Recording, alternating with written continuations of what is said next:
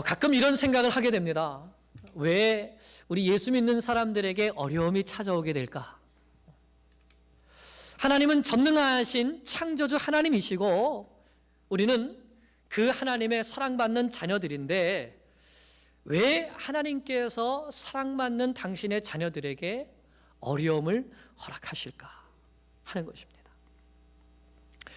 특별히 우리가 하나님 앞에 믿음으로 살기를 결단하고 하나님 앞에 헌신하기로 결단하고 그래서 하나님께 영광 돌리는 삶을 살려고 막 이렇게 나가면 하나님께서 도와주시고 모든 어려움을 없게 해주시고 그래서 형통하는 삶을 살면 좋겠는데 우리 생각과는 전혀 다르게 하나님을 향해서 내 마음과 내 믿음을 드리면 드릴수록 오히려 우리의 삶 가운데 어려움이 찾아오게 되고 시련이 찾아오게 되는 것을 보게 됩니다.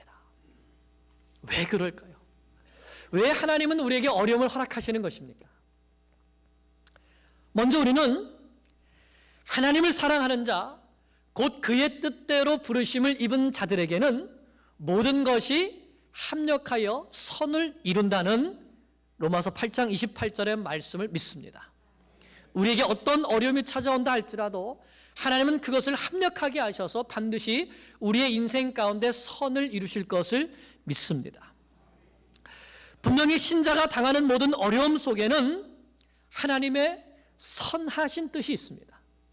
문제는 그 뜻이 무엇이냐 하는 것이죠. 하나님은 도대체 무슨 뜻을 가지시고 우리 인생에 어려움이 찾아오게 하실까요?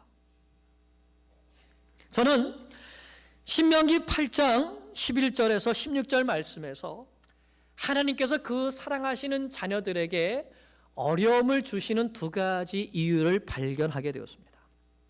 우리 같이 이 말씀을 읽고 그 이유를 함께 발견해 보기를 원합니다. 창세기 표시해 놓으시고 신명기 8장 보겠습니다.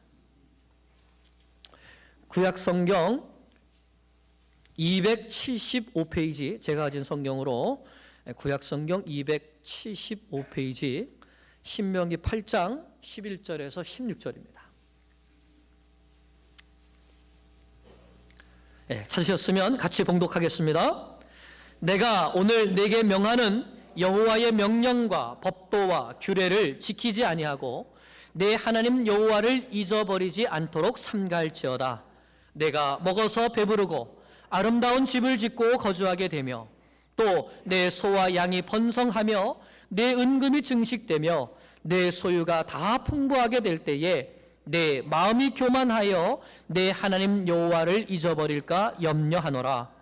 여호와는 너를 애굽 땅 종되었던 집에서 이끌어내시고 너를 인도하여 그 광대하고 위험한 광야 곧 불뱀과 전갈이 있고 물이 없는 간조한 땅을 지나게 하셨으며 또 너를 위하여 단단한 반석에서 물을 내셨으며 내 조상들도 알지 못하던 만나를 광야에서 내게 먹이셨으니 이는 다 너를 낮추시며 너를 시험하사 마침내 내게 복을 주려 하심이었느니라. 아멘.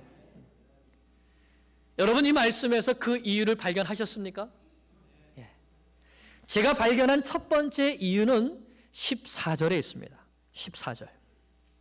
내 마음이 교만하여 내 하나님 여호와를 잊어버릴까 염려하노라. 하나님의 자녀들인 우리에게는 우리의 삶 가운데 너무 형통한 삶만 있으면 이게 내가 잘나서 그런 줄 알고 하나님을 잊어버리는 못된 습성이 있습니다. 그래서 하나님은 우리에게 어려움을 주셔서 우리가 교만하지 않고 그 어려움을 통해서 이 모든 것을 나에게 주신 분이 하나님이신 것을 기억하고 깨닫게 하시고 그 하나님 앞에 겸손하게 엎드리게 하시려고 우리에게 어려움을 주신다는 것입니다. 그래서 그 어려움을 당할 때에 낮추시고 무릎 꿇게 하셔서 하나님 제가 한 것은 아무것도 없습니다. 전적으로 모든 것을 하나님께서 하셨습니다. 그러므로 모든 영광은 하나님께서 홀로 받으셔야 마땅합니다. 이와 같은 고백을 하게 하시기 위해서 우리에게 어려움을 주시는 것입니다. 예수님께서도 사도 바울에게 이 비밀을 알려주셨습니다. 바울이 하나님을 위해서 헌신했을 때에 이방인의 사도로서 세계 곳곳을 다니면서 복음을 전하기로 하였을 때에 사도 바울의 삶이 평탄했습니까? 어려움이 있었습니까? 어려움이 있었습니다. 하나님 앞에 헌신했으면 하나님께서 어려움 하나도 없이 평탄하고 순탄한 길을 주시면 좋겠는데 그렇지 않고 바울이 가는 곳마다 어려움을 주셔서 때로는 매를 맞기도 하고 때로는 감옥에 갇히기도 하고 때로는 먹지 못해서 굶주리기도 하고 때로는 자지 못하게 되는 이러한 여러 가지 고난을 받게 되었죠. 그런데 예수님께서 왜 바울에게 이와 같은 고난을 주셨다고 말씀하십니까? 고린도후서 12장 말씀을 한번 보겠습니다. 12장 6절에서 10절입니다.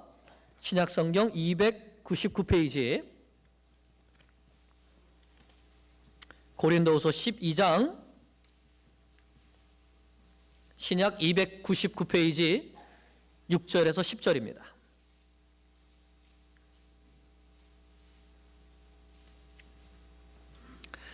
같이 읽겠습니다. 내가 만일 자랑하고자 하여도 어리석은 자가 되지 아니할 것은 내가 참말을 함이라. 그러나 누가 나를 보는 바와 내게 듣는 바에 지나치게 생각할까 두려워하여 그만두노라. 여러 계시를 받은 것이 지극히 크므로 너무 자만하지 않게 하시려고 내 육체의 가시 곧 사탄의 사자를 주셨으니 이는 나를 쳐서 너무 자만하지 않게 하려 하심이라. 이것이 내게서 떠나가게 하기 위하여 내가 3번 주께 간구하였더니 나에게 이르시기를 내 은혜가 내게 족하도다. 이는 내 능력이 약한 데서 온전하여 짐이라 하신지라. 그러므로 도리어 크게 기뻐함으로 나의 여러 약한 것들에 대하여 자랑하리니 이는 그리스도의 능력이 내게 머물게 하려 함이라. 그러므로 내가 그리스도를 위하여 약한 것들과 능력과 궁핍과 박해와 곤고를 기뻐하나니 이는 내가 약한 그때에 강함이라. 아멘. 무슨 말씀입니까? 왜 예수님께서 사도 바울에게 연약함을 주셨고 또 능력과 궁핍과 박해와 곤고를 받게 하셨습니까? 사도 바울이 스스로 자만하지 않게 하시려고. 이것 봐라, 이 모든 일들을 다 누가 했나 봐라, 이것을 내가 했다, 내 능력으로 내 힘으로 했다, 이렇게 자만하지 않게 하시려고 바울을 꺾기 위하여서 그에게 어려움을 주시고 환난을 주시고 육체의 가시를 주셔서 하나님, 이것은 내가 한 것이 아닙니다.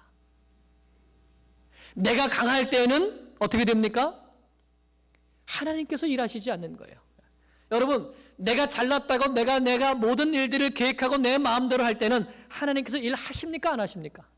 안 하시죠. 그러나 내가 나의 연약함을 고백하고 나의 부족함을 고백하고 나의 능력 없음을 고백하고 하나님께서 도와주셔야 합니다라고 하나님을 바라볼 때는 누가 일하시죠? 하나님께서 일하시는 것이죠. 그러므로 우리의 능력이 약할 때에 예수 그리스도께서 우리 가운데 역사하시므로 말미암아 주님의 강하심이 우리의 인생 가운데 나타나게 되는 것입니다. 하나님 아버지께서는 우리가 스스로 교만해져서 넘어지지 않도록 우리에게 어려움을 주시고 우리가 하나님께서 모든 것을 하셨음을 인정해 하심을 통해서 영광 받기를 원하시는 것입니다. 그래서 하나님은 그 사랑하시는 자녀에게 어려움을 주십니다. 자만하지 않고 교만하지 않고 하나님 앞에 겸손히 엎드려서 하나님의 능력으로 살게 하기 위함이십니다. 그것이 첫 번째 이유입니다. 두 번째 이유는 신명기 8장 16절에 있습니다. 아까 읽었던 말씀에서 하나님께서 우리에게 어려움을 주시고 우리를 낮추시는 이유가 있는데, 자, 16절에 그 이유가 무엇일까요? 이는 다 너를 낮추시며 너를 시험하사 마침내 내게 복을 주려고 하시기 때문입니다. 하나님께서 우리에게 왜 어려움을 주시느냐? 그 어려움을 통해서 우리에게 복을 주시려고 하신다는 것이죠. 어려움이 없으면 상급이 없습니다. No cross, no crown이라고 하지요. 예수님도 십자가를 통해서 영광을 얻으셨습니다. 그러므로 하나님께서는 그 사랑하시는 자녀에게도 십자가를 주셔서 그 십자가를 믿음으로 감당할 때에 그 믿음을 기뻐하시고 그에 합당한 상급을 주시는 것입니다. 아브라함도 믿음의 길을 걸어갈 때에 어려움이 있었습니까? 없었습니까? 어려움이 있었지요. 처음에 믿음으로 약속의 말씀을 붙들고 가나안 땅에 머물렀더니 무엇이 찾아왔습니까? 기근이 찾아왔습니다. 흉년이 되었습니다. 그래서 애굽 땅으로 내려갔지요. 또 어떤 때는 아내도 빼앗기게 되고, 어떤 때는 전쟁도 치러야 됐고, 어떤 때는 내 사랑하는 독자 이삭을 번제로 바치라는 이런 어려움도 있어야 됐습니다.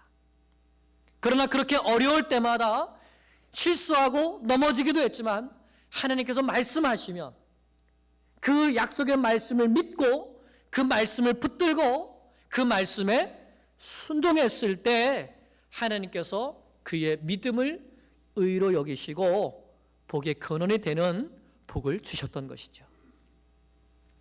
그러므로 우리 인생에 어려움이 찾아오게 될 때에 우리는 어떻게 하면 될까요?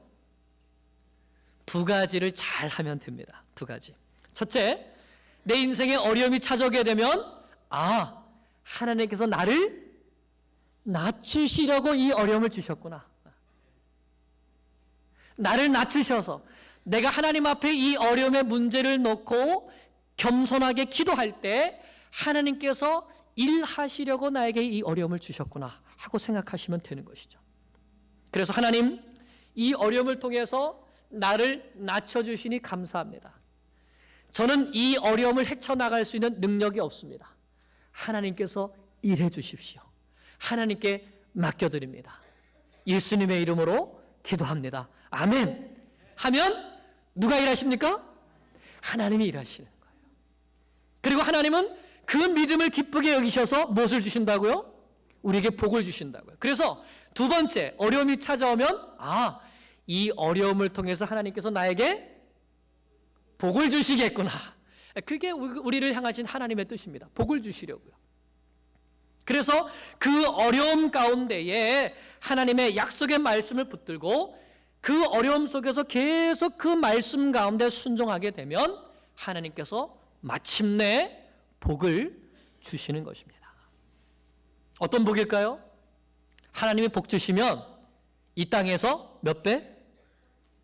이 땅에서 100배, 그리고 저 영원한 하늘나라에서 썩지 않는, 영원히 변치 않는 상급을 우리에게 주십니다. 그러므로 우리가 믿음으로 살아갈 때에 인생의 어려운 일을 당할 때마다 하나님 앞에 엎드려서 하나님의 도우심을 받고 또 하나님께서 내게 주신 말씀을 붙들고 순종함으로 하나님께서 주시는 복을 받아 누리는 주의 성도들이 되기를 간절히 축원합니다. 오늘 말씀은 바로 그 말씀입니다. 과연 그 말씀이 정말 그런가 하는 것을 생생하게 보여주신 말씀이 오늘 이삭에 대한 말씀입니다. 자, 1절 말씀을 다시 같이 한번 읽어보겠습니다. 26장, 창세기 26장 1절입니다. 시작. 아브라함 때에 첫 흉년이 들었더니 블레셋 왕 아비멜렉에게 이르렀더니. 아멘. 이삭이 그의 아내 리브가를 맞이했을 때에 그의 인생에 어려움이 있었습니까? 없었습니까? 있었습니다. 무슨 어려움이 있었죠? 네, 첫 번째 어려움은 이삭의 아내인 리브가가 자녀를 낳지 못하는 어려움이 있었습니다. 이 어려움이 있었을 때에 아브라함과 사라에게도 동일한 어려움이 있었죠. 아브라함과 사라는 자식을 낳지 못하는 어려움이 있을 때 어떻게 했습니까? 자기의 계획과 자기의 생각을 따라서 애굽에서 데려온 사라의 여종인 하갈을 통해서 이스마엘을 낳아서 후사를 이으려고 했습니다. 자, 그런데 이삭은 어떻게 하죠? 이삭은 어떻게 했습니까? 자기 방법을 쓰지 않고 하나님 앞에 기도했습니다. 몇 년을 기도했습니까? 20년을 기도했습니다. 그렇게 믿음으로 기도했을 때 하나님께서 어떻게 축복하셨죠? 리브가의 태에서 쌍둥이가 에서와 야곱이 태어나게 하셔서 갑절의 복을 주셨습니다. 믿으십니까? 우리도 하나님 앞에 믿음으로 기도하면 자녀를 주시는 복을 얻을 줄로 믿습니다. 하나님의 말씀을, 약속의 말씀을 붙들고 순종한 것이죠. 오늘 말씀은 그 사건 이후에 일어난 말씀입니다. 하나님께서 갑절의 복을 주신 이후에 또 한 번 이삭에게 어려움이 찾아오게 되는데, 자, 이번에 찾아온 어려움은 무엇이었죠? 네, 흉년이었습니다. 흉년. 이 흉년은 아브라함 때에도 있었던 흉년이었습니다. 그러면 아브라함은 이 흉년을 만났을 때 어떻게 했었죠? 아브라함은 하나님께서 아브라함을 가나안 땅으로 데려다 놓으셨어요. 그리고 이 땅을 너와 네 자손에게 주리라 약속해 주셨습니다. 그런데 그 땅에서 흉년이 들었어요. 아브라함은 어떻게 했죠? 그 땅을 떠나서 물이 풍부한 애굽 땅으로 갔습니다. 그런데 지금 이삭도 어떻게 하려고 하는가 보면 지금 어디로 갔습니까? 예, 블레셋 사람의 땅인 그랄 땅으로 갔습니다. 이 그랄 땅은 아직 이 가나안 땅 안에 있는데 이 애굽으로 내려가는 그러한 길 가운데 있는 땅이에요. 그래서 우리가 3절 말씀을 보면, 2절 말씀을 보면 여호와께서 이삭에게 나타나 이르시되 애굽으로 내려가지 말고 한 이 말씀을 보면 이삭이 왜 그랄 땅에 갔을까요? 애굽으로 내려가려고 그랄 땅으로 갔던 것이죠. 흉년에 들면 농사를 지을 수가 없습니다. 물이 없기 때문에 농사를 지을 수도 없고, 또 물이 없으니까 가축을 키우기도 어렵습니다. 풀이 없기 때문에. 그래서 이삭은 물이 넉넉한 애굽 땅으로 내려가려고 했던 것입니다. 이렇게 흉년을 피해서 애굽 땅으로 내려가는 것은 누구의 뜻입니까? 누구의 계획이에요? 이삭의 뜻이고 이삭의 계획이죠. 그러나 하나님의 뜻은 무엇입니까? 그것이 중요하죠. 자, 3절을 보겠습니다. 우리 2절, 3절을 다시 읽습니다. 시작. 여호와께서 이삭에게 나타나 이르시되 애굽으로 내려가지 말고 내가 내게 지시하는 땅에 거주하라. 이 땅에 거류하면 내가 너와 함께 있어 말씀하시죠. 자, 그러면 하나님의 뜻은 무엇입니까? 애굽 땅으로 내려가지 말고 내가 내게 지시하는 땅에 거주하라. 그 땅이 어디입니까? 3절에 보면 이 땅에 거류하면, 그러니까 지금 이삭이 내려와 있는 이 그랄 땅, 아직 가나안 땅이죠. 이 땅에 거주하게 되면 이렇게 말씀하십니다. 그러니까 하나님은 이삭이 가나안 땅을 떠나지 말고 하나님께서 약속하신 그 땅에 머물기를 원하시는 것입니다. 비록 그 땅에 흉년이 들었을지라도. 이삭이 보기에 그 땅은 물이 없어서 흉년이 든 땅이었고 또 강포가 심한 땅이었습니다. 그 땅에 사는 사람들은 아내가 예쁘면 남편을 죽이고 아내를 빼앗아가는 그런 사람들이 사는 땅이었죠. 그런데 하나님께서는 이삭이 그 땅에 머물기를 원하셨습니다. 왜냐하면 바로 그 땅에서 하나님은 이삭을 인격적으로 만나주시고 이삭의 하나님이 되어주시기를 원하셨기 때문인 것이죠. 하나님께서 왜 우리에게 어려움을 주시는가?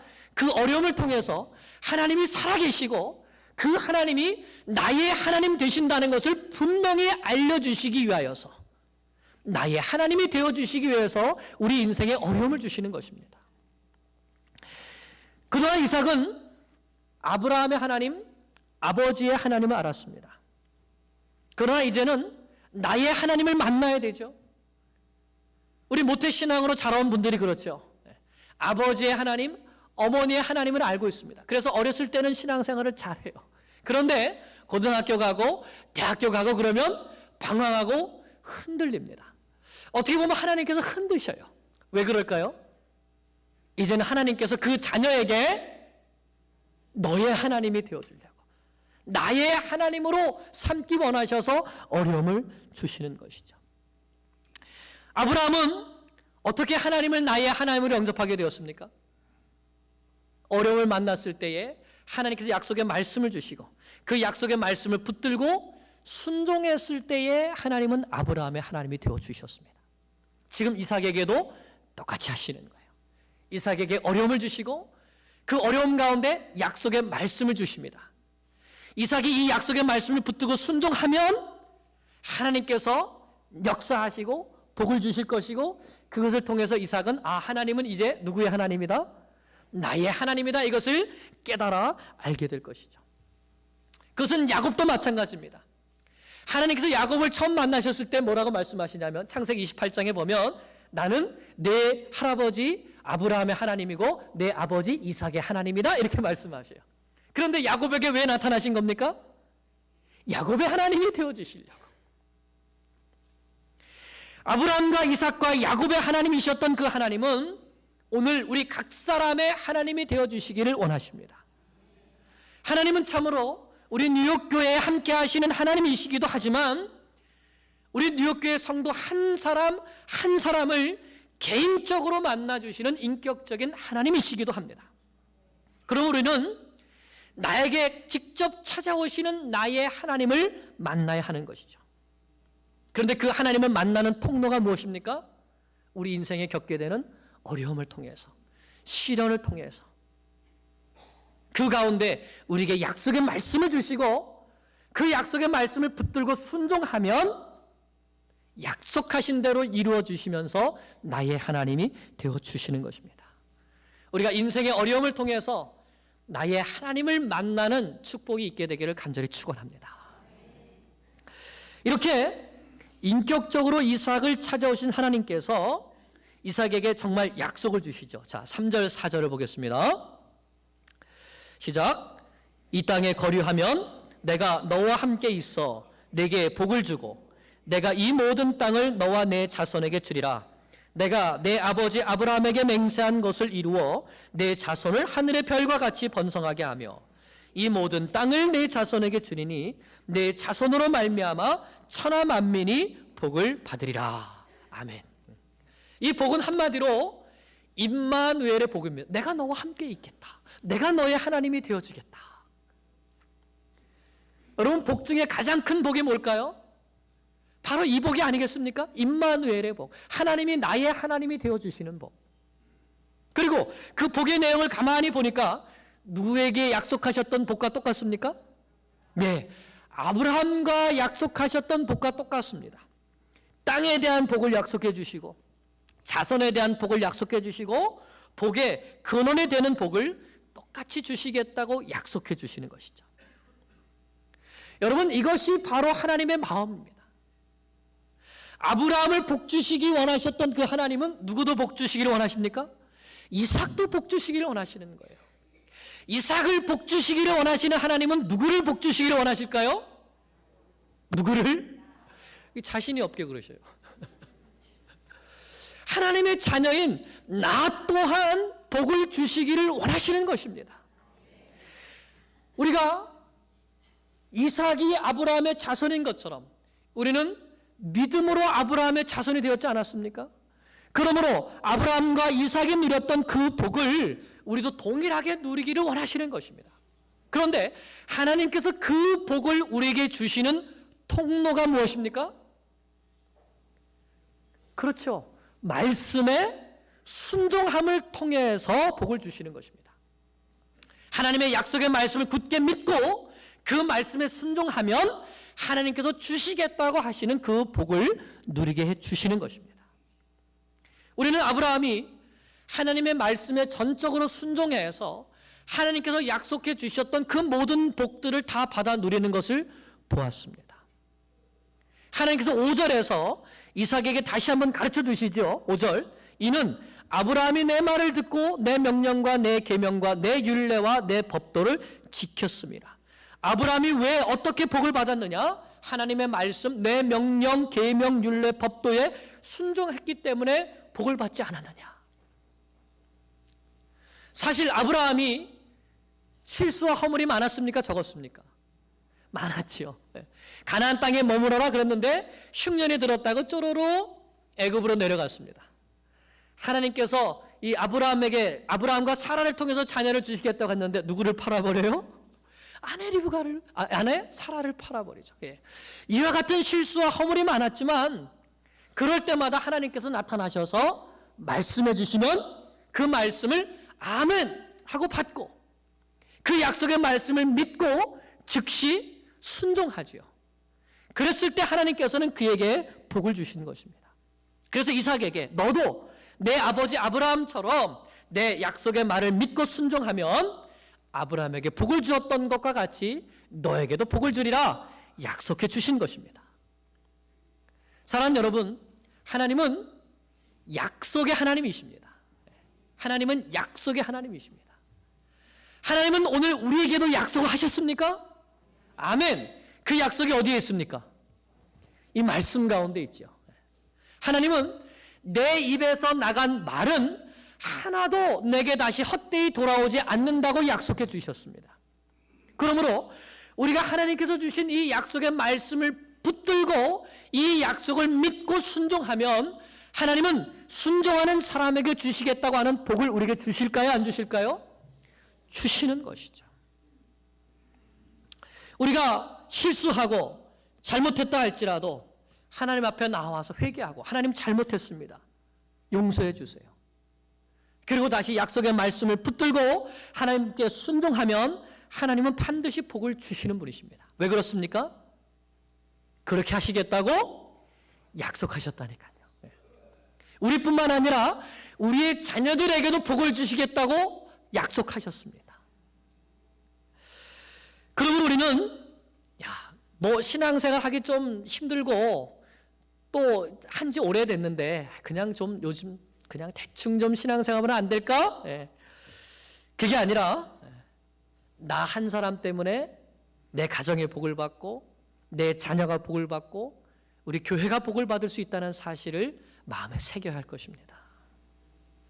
우리가 이 사실을 분명히 알고 하나님의 약속의 말씀을 붙드는 믿음을 소유하게 되기를 간절히 축원합니다. 이삭은 하나님께서 말씀하시자 이 약속의 말씀을 그대로 붙들고 애굽 땅으로 내려갑니까? 안 내려갑니까? 안 내려갔습니다. 그리고 그랄 땅에 그대로 머물렀습니다. 이 땅에 머물면 내가 복을 주겠다 하신 그 하나님의 약속을 그대로 믿은 것이죠. 그런데 약속을 붙들고 그랄 땅에 머물렀지만 그랄 땅에 흉년이 사라졌습니까? 아니에요. 흉년은 그대로 있는 거예요. 또 그랄 땅에 악을 행하는 사람들이 사라졌습니까? 아니에요. 그 사람들도 그냥 그대로 있는 것이죠. 아브라함 때뿐만 아니라 이삭 때에도 역시 이 블레셋 땅은 험악했던 것이죠. 아내가 예쁘면 아내를 빼앗으려고 남편을 죽이는 사람들이 있었습니다. 그래서 아무리 믿음이 좋고 순종 잘하는 이삭이었지만 그 땅에 남았지만 아브라함처럼 무슨 문제는 약한 겁니까? 자기 목숨 문제, 생명 문제에는 또 약한 거예요. 그래서 아버지처럼 자기 아내 리브가를 누구라고 하죠? 나의 누이다 이렇게 속입니다. 조상의 망령된 행실을 쫓아서 이삭이 태어나지도 않았을 때에 아브라함이 했던 그 일을 이삭이 그대로 지금 따라서 하고 있는 것이죠. 그런데 가만히 보면 아브라함 때와 상황이 좀 다릅니다. 아브라함은 가나안 땅에 머물라고 했지만 애굽으로 내려갔습니다. 애굽으로 내려가서 어떻게 됐습니까? 그 아내를 빼앗겼죠. 바로 왕에게 빼앗겼습니다. 두 번째도 블레셋 땅에 갔을 때에도 아비멜렉에게 아내를 빼앗겼었죠. 자, 그런데 이삭은 어떻습니까? 이삭은 내려가지 말라고 했을 때 내려가지 않고 남았습니다. 아내가 빼앗겼습니까? 안 빼앗겼습니까? 빼앗기지 않았어요. 누가 보호해 주셨을까요? 하나님께서 보호해 주시고 지켜주셨던 것이죠. 왜요? 약속을 믿고 그 가운데 거했기 때문에. 그런데 여러분 말씀을 가만히 보면 이삭은 하나님께서 그렇게 자신을 또 자기의 아내를 보호해 주시고 지켜주시는 것을 아는 것 같습니까? 모르는 것 같습니까? 모르는 것 같아요. 왜 그렇죠? 거짓말을 하고 계속해서 두려움에 떨고 있기 때문에 그런 것이죠. 내가 이거 남편이라는 사실이 알려지게 되면 그 땅 사람이 나를 죽이지 않을까? 이것을 불안해해서 떨고 있는 거예요. 근데 그때 누가 일하십니까? 하나님이 일하셔요. 어떻게 일하시냐 하면 아비멜렉이 우연히 창밖으로 이삭이 리브가를 껴안는 것을 보게 하시는 거예요. 그래서 누이라고 그러더니 와이프네? 이걸 이제 알게 하는 것이죠. 세상 같으면 이삭이 지금 거짓말을 한 거니까 이삭에게 화가 미칠 일이 아니겠습니까? 근데 하나님께서는 이 화를, 이 악을 무엇으로 바꾸시는 거예요? 선으로 바꾸셔서 이 아비멜렉이 이것을 보고 누이가 아니라 아내이구나 이것을 깨닫게 하고는 이삭을 불러서 책망하기는 하지만 자기 모든 백성들에게 선포하는 겁니다. 누구든지 이삭을 건드리거나 리브가를 건드리면 어떻게 된다? 내 손에 죽는다. 이렇게 하나님께서 아비멜렉을 통해서 오히려 이삭과 리브가를 보호해 주시는 것입니다. 무엇 때문에? 약속의 말씀을 붙들고 믿고 순종했기 때문에. 그래서 이삭이 두려워했던 모든 문제를 완전히 깨끗하게 해결해 주신 것입니다. 사랑하는 여러분, 우리가 믿고 섬기는 하나님은 이런 하나님이십니다. 우리가 하나님의 약속을 믿고 순종하면 우리 앞서가시며 우리가 불안해하고 우리가 염려하던 모든 문제들을 하나하나 해결해 주시는 분이시죠. 야곱이 아버지 집을 떠나서 밧단아람으로 도망칠 때 얼마나 두려워했습니까? 그런데 하나님께서 베델에서 그를 친히 만나주시고 내가 너와 함께 있겠다고 약속해 주시고 그의 가는 모든 길에서 그를 안전하게 지켜주셨습니다. 중요한 것은 이삭이 거짓말을 하기도 하고 불안해하고 두려워하면서 떠는 상황이 있기도 했었지만 하나님께서 이 땅을 떠나지 말라고 말씀하셨기 때문에 그 말씀을 붙들고 순종하여서 그 땅에 남아 있었다는 것입니다. 그래서 하나님은 그 약속대로 이삭을 안전하게 보호해 주셨습니다. 우리가 하나님의 약속의 말씀을 붙들고 순종할 때 당장은 어렵고 힘든 일들이 우리 가운데 있을 수 있습니다. 그럴 때 대부분 우리는 여기에 부딪혀서 이게 하나님의 뜻이 아닌가 보다, 하나님이 인도해 주시는 길이 아닌가 보다 라고 생각하고 포기할 수가 있습니다. 그건 누구 생각이에요? 내 생각이죠. 하나님의 생각과 하나님의 뜻은 어디에 있습니까? 말씀에 기록되어 있습니다. 그러므로 내 생각과 내 뜻에 따라서 흔들리지 말고 하나님의 말씀을 붙들고 그 말씀에 순종하는 길을 택하면 누가 일하시는 겁니까? 그때 하나님께서 일하시는 것이죠. 하나님의 약속의 말씀을 붙들고 순종할 때 어려움이 찾아와도 끝까지 약속을 믿고 순종할 때 하나님께서 우리에게 복 주시게 되는 것입니다. 이제 그 결과를 보겠습니다. 12절 14절입니다. 시작. 이삭이 그 땅에서 농사하여 그 해에 100배나 얻었고 여호와께서 복을 주심으로 그 사람이 창대하고 왕성하여 마침내 거부가 되어 양과 소가 떼를 이루고 종이 심이 많음으로 블레셋 사람이 그를 시기하여. 아멘. 자, 12절에 보니까 이삭이 그 땅에서 농사했다. 그 땅이 어느 땅입니까? 그랄 땅입니다. 그 다음에 그 해에 100배나 얻었고, 그 해는 어떤 해였죠? 흉년이 든 해였습니다. 여러분, 이게 상식적으로 이해가 되나요? 흉년이 든 해에 농사를 지었는데 몇 배를 얻었다? 100배를 얻었다. 이삭이 농사를 잘 지은 겁니까? 하나님께서 축복해 주신 것입니까? 이거는 도저히 사람이 할 수 있는 일이 아니죠. 하나님께서 친히 일하신 것을 이렇게 나타내 보여주신 것입니다. 그래서 12절 우리가 말씀 받고 또 13절 보니까 그 사람이 창대하고 왕성하여 마침내 거부가 되었다. 마침내. 여러분 아까 신명기 8장에서 보셨죠? 마침내라는 단어 아까 보셨습니까? 마침내 내게 복을 주려 하심이라. 하나님은 우리에게 복을 주기를 원하시는데 하나님의 약속의 말씀을 붙들고 순종할 때에 마침내 그 복이 우리 가운데 임하게 되는 것이죠. 그래서 이삭이 받은 축복이 얼마나 큰지 그 땅 사람들이 다 시기할 정도였습니다. 그러면서도 저 사람 이삭은 하나님께서 복을 주시는 사람이라는 것을 틀림없이 보았기 때문에 이삭을 함부로 할 수가 없었던 것이죠. 이것이 하나님께서 복을 주시는 방법입니다. 하나님은 최소한이 30배이고 보통이 60배, 100배입니다. 여러분, 세상에 맡겨주시면 이자가 얼마나 되죠? 하나님이 주시는 복과 비교가 될까요? 그런데 그렇게 복을 주시는 통로가 무엇인가? 하나님의 약속을 믿고 그 말씀에 그대로 순종하는 것입니다. 그러면 하나님은 그 순종을 보시고 그 순종하는 믿음을 기쁘게 여기시고 약속하신 복을 주시는 것입니다.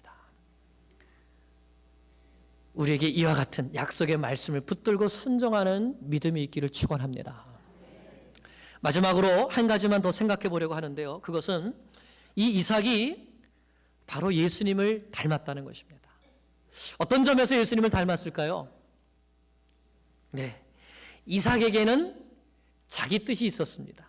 자기 뜻이 무엇이었죠? 흉년이 왔기 때문에 애굽으로 내려가는 것. 그런데 이삭을 향한 하나님의 뜻이 있었습니다. 무엇이죠? 애굽 땅에 가지 말고 그냥 가나안 땅에 머물러 있는 것. 이삭이 어떻게 했습니까?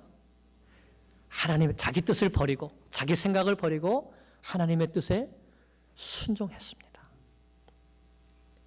예수님도 하나님께 이렇게 기도하셨죠. 아버지, 나의 뜻대로 하지 마옵시고 아버지의 뜻대로 되기를 원하나이다. 이것이 바로 믿음의 삶입니다.